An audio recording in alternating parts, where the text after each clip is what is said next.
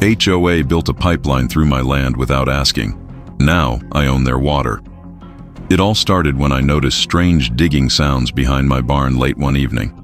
At first, I thought it was just county maintenance, maybe fixing the old irrigation line. But when I went out with a flashlight, I found 3 men in reflective vests, a small excavator, and a trench that cut right across my pasture. When I asked what they were doing, one of them said, "Installing a new HOA water line. Don't worry, it's approved." Approved by who? Because it sure wasn't me. The next morning, I called the county office. They had no record of any approved construction on my property. Turns out, the HOA had submitted a neighborhood infrastructure improvement plan without listing my parcel number.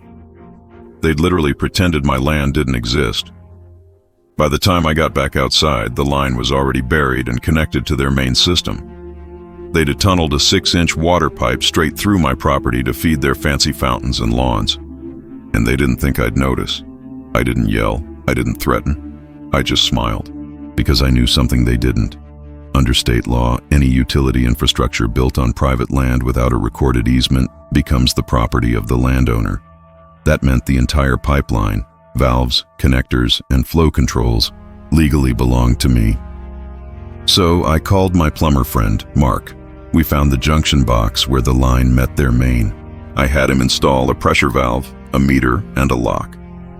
Then I waited. 2 days later, the HOA president, Greg, came storming down my driveway with a clipboard. "You can't restrict our water supply," he shouted. I told him, "Your water supply? You mean my pipe?"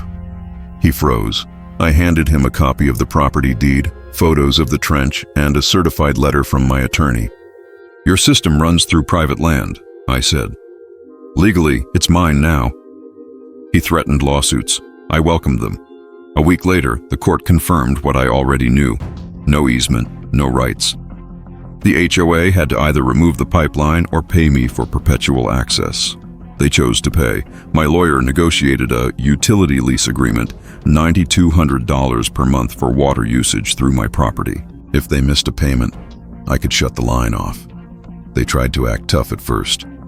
Then one dry summer week, I reminded them how fragile their fountains were. I closed the valve for 24 hours.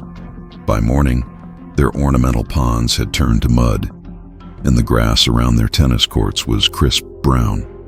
That afternoon, I got their payment, overnight transfer.